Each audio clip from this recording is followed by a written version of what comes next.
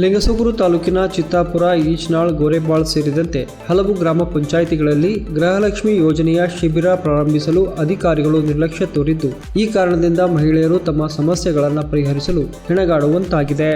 ಗೃಹಲಕ್ಷ್ಮಿ ಯೋಜನೆಯ ಲಾಭ ಪಡೆಯಲು ಕಷ್ಟಪಡುತ್ತಿರುವ ಮಹಿಳೆಯರಿಗೆ ನೆರವಾಗಲು ಪ್ರತಿ ಗ್ರಾಮ ಪಂಚಾಯಿತಿ ಕೇಂದ್ರದಲ್ಲಿ 3 ದಿನಗಳ ಶಿಬಿರ ನಡೆಸುವಂತೆ ಸರ್ಕಾರ ಸೂಚನೆ ನೀಡಿದೆ.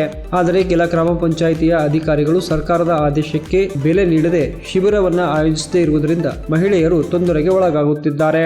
ಗೃಹಲಕ್ಷ್ಮಿ ಯೋಜನೆಯಡಿ ನನಗೆ ಮನೆ ನಿರ್ಮಾಣಕ್ಕೆ ಸಹಾಯಧನ ಸಿಕ್ಕಿದೆ, ಆದರೆ ಆಧಾರ್ ಜೋಡಣೆ ಸಮಸ್ಯೆಯಿಂದಾಗಿ ನನ್ನ ಖಾತೆಗೆ ಹಣ ಜಮಾ ಆಗಿಲ್ಲ. ಶಿಬಿರದಲ್ಲಿ ಈ ಸಮಸ್ಯೆ ಪರಿಹರಿಸುವುದಾಗಿ ಹೇಳಲಾಗಿತ್ತು, ಆದರೆ ಶಿಬಿರವೇ ನಡೆಸುತ್ತಿಲ್ಲ. ಇದರಿಂದ ತುಂಬಾ ತೊಂದರೆಯಾಗಿದೆ ಎಂದು ಗೋರೆಬಾಳ್ ಗ್ರಾಮದ ಮಹಿಳೆ ಶಶಿಕಲಾ ಸಂಕಟವನ್ನ ತೋಡಿಕೊಂಡರು. ಅಲ್ಲ, ನಾವು ಈ ದಗದ ಬಗ್ಸಿ ಬಿಟ್ಟು ಬಂದು ಪಿಸಿ 9:30 ಕುಂತೀವ್ರಿ. ಅಲ್ಲ, ಇವಾಗಾದ್ರೂ ಬಂದಿಲ್ಲ, 1 ಗಂಟೆ ಆಯ್ತಿ. ಮತ್ತೆ ಪಿಡಿಎ ಫೋನ್ ಮಾಡಿದ್ರ 3 ಸಲ ಫೋನ್ ಎತ್ತಿನ ಫೋನ್ ಎತ್ತಿ ಹಳ್ಳಿ ಬರೋದಂಗ್ಲಂತಾನ. ಈ ಅಧಿಕಾರಿಗಳು ಯಾರಿಲ್ಲ. ನಾವು 2,000 ರೂಪಾಯಿ ಅಂತಂದು ನಾವು ದಿನ 200 ದುಡಿಯವ್ರು ಬಂದು 1 ಗಂಟೆ ತನಕ ಕುಂತೀವಿ. ಹಂಗ ಈಗ 2 ದಿನ ಆಯ್ತು ಬಂದು ಕುಂದ್ರಾಕತ್ತಿ. ಒಂದೇ ಲಾಸ್ಟ್ ಯಾರನ್ನಾರು ಕೇಳಿದ್ರ 5,000 ಕೊಡ್ರಿ, 3,000 ಕೊಡ್ರಿ, 4,000 ಕೊಡ್ರಿ ಅಂತಾರ. ನಾವು ಮಾಡಿಸ್ಕೊಡಕ ನಾವು ಬಡವರು ದುಡ್ಕೊಂತಿದ್ದೀವಿ. ಅದನ್ನ ಯಾಕೆ ಆಸೆ ಮಾಡ್ಬೇಕು? ನಮ್ಗೆ ಒಬ್ರು ಬರೋದು ಒಬ್ರು ಬಿಡೋದು,